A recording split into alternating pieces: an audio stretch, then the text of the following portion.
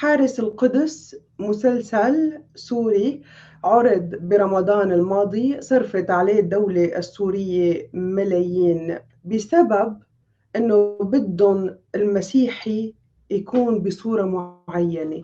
هذا الجيل الواضح إنه بسبب الإنترنت، بسبب العودة للإيمان عم يتفتّح، لازم يرجع ينام من جديد، ولازم يطلع شي يخدم العروبة ويخدم الإسلام ويكون بلباس كهنوت مسيحي، تمامًا متل ما كل حقبة زمنية فيها كهنة باعوا المسيح، فيها رهبان باعوا المسيح، فيها راهبات باعوا المسيح، فيها أشخاص مرّوا على مدار التاريخ يقولوا لنا عنّن. فارس الخوري مثلًا كان مسيحي، فلان الفلاني كان مسيحي، يُسموا علينا نسكت فيّن بسبب تصريحاتٌ وهن عبارة عن ناس عندها أجندة نفّذتها بعيدًا كل البُعد عن المسيح والمسيحية، وحتى في منّن كتار داسوا على المسيح والمسيحية من أجل مصالحهم، ومنّن أبطال مسلسل حارس القدس اللي رح أحكي عنّن بالتفصيل.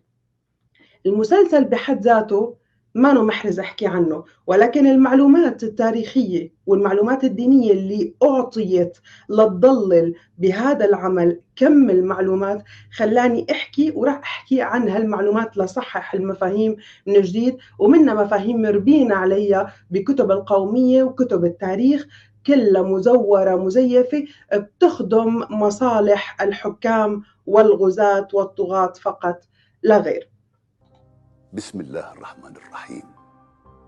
ولا تجدن أقربهم مودة للذين آمنوا الذين قالوا إنا نصارى ذلك بأن منهم قسيسين ورهبانا وأنهم لا يستكبرون.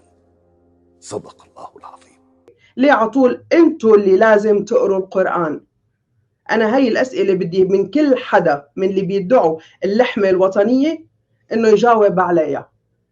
نحن مانا متطرفين، نحن مؤمنين، وتهان مقدساتنا على مدار الساعات يوميا بقصد وبدون قصد، وبإساءة علنية وبإساءة ضمنية بأوطان الشرق الأوسط اللي تدعى بالعالم العربي. بنكمل لنشوف هالمسيحية التافهة اللي عبارة عن بصرة ما بيفرق معها دينها ومين نبي بس بدها تصلي على مين ما كان. لنشوف كمان جوزها شو شكله المسيحي. بس اللي سمعته انه انت كتير مبسوطة معه. ايش بدك تسمعي لكن؟ ايش كان لازم اخبر امي المسكينة يعني؟ اخبرها عن خيانات السيد سمير؟ ولا عن طاولات القمار اللي كان يفتحها بمطعمه بعد ما يسكروا من برا؟ ولا على العلامات اللي كنت اشوفها على جسمه واضلني ساكتة كرمال ما اخلق مشكلة واقول بكره بتغير وبعد بكره بتغير؟ كل هاد كل هالوسخ والحقارة موجودة بزوجك المسيحي؟ كل هاد مرجي زاني بتلاقي علامات على جسمه بيسكر بيضرب، هي صورة المسيحيين اللي لازم العالم تشوفها عن المسيحي؟ هذا هو المسيحي السوري أساساً؟ المسيحي السوري اللي شايل مرته على راسه هذا هو، ولا هي الصورة اللي حابين تنزرع بالشعب؟ مثل ما بيطلعوا فكر انه ولو هلا قاعد كل عمرك حدا بيحب مرته، فبتزرعوا بالشعب الفكر الشيطاني انه خون مرتك، اطلع عنا، لانه متى ما ضمنتوا المسيحيه عباره عن زنات وخطأ والنسوان تافهين تبع تبصير ومهتمين بمكياجهم، خلص ما بقى في كتاب مقدس ولا بقى في ايمان ولا بقى في مسيحيه، فيسهل السيطره عليهم، المتاجره فيهم، وهن مخدرين نايمين عم بيقول لك امين بس تركني علق صليب بصدري وتركني علق شجره ميلاد. لهالدرجه بيتفهوا.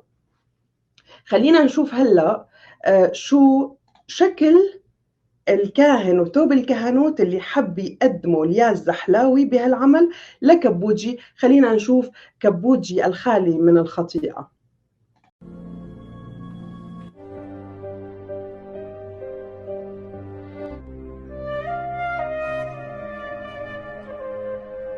كني صاير عم تدخن كتير ما؟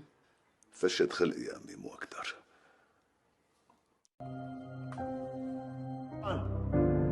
ممكن تولع لي؟ هاي السيجارة للمطران كوبوتشي. كيفك سيدنا؟ الحمد لله. بتشكرك يا ابني وبدعي لك. طبعا المطران شره للدخان، مدمن على التدخين، اللي بيخالف الكهنوت، اللي عم بيقول له ممكن تولع لي هذا الإسرائيلي. فهو بيقبل يتعامل مع الإسرائيلي مشان سيجارة، بيدعي للناس مشان سيجارة. هالقد حبوا يصوروا لنا يا رخيص، حقه سيجارة.